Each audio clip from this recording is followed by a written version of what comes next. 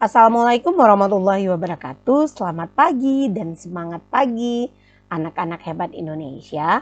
Berjumpa lagi di kelas 3, tema 4 kewajiban dan hakku, subtema 2 kewajiban dan hakku di sekolah, pembelajaran 5. Bersama Ibu Sri Eka Handayani, Guru SD Negeri 10 Sapiran, Kota Bukit Tinggi, Provinsi Sumatera Barat. Anak-anak, sebelum kita mulai pembelajaran, marilah kita berdoa menurut agama dan kepercayaan masing-masing. Berdoa mulai.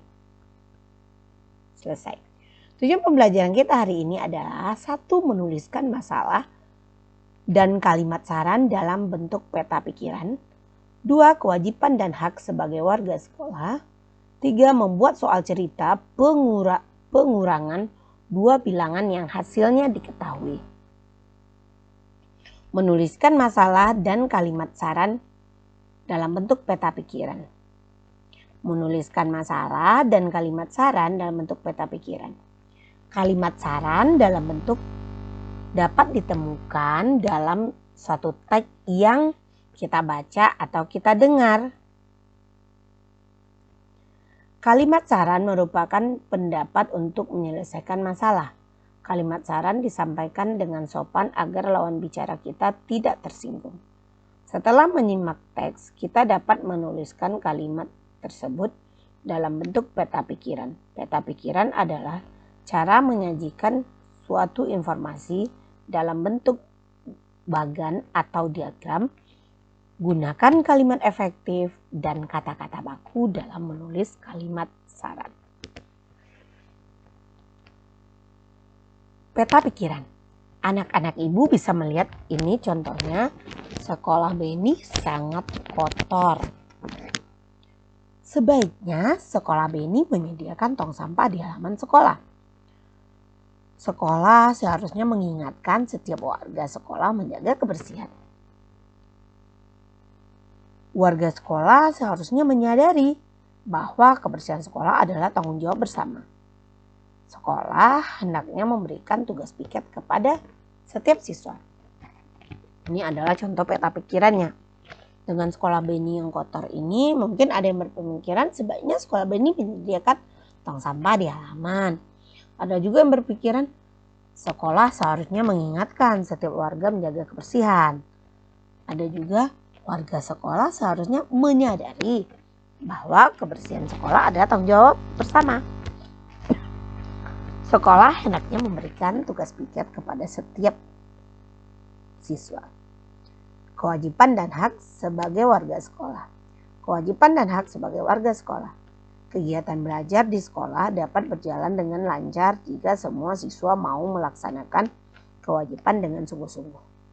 Selain kewajiban dan hak yang telah kamu pelajari sebelumnya, masih banyak kewajiban dan hak yang lain yang perlu juga dijaga keseimbangan. Contoh, kewajiban siswa di sekolah dalam kehidupan sehari-hari antara lain sebagai berikut.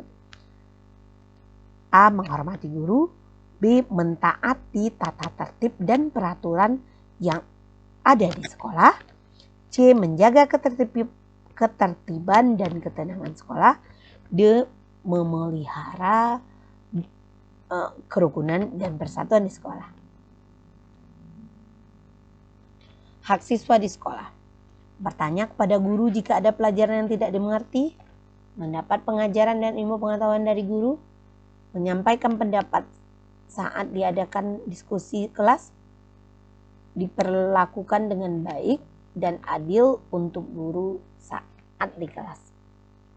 Jika kamu atau jika semua kewajiban dan hak sudah dilaksanakan dengan baik dan seimbang, maka semua akan merasa senang dan nyaman di sekolah.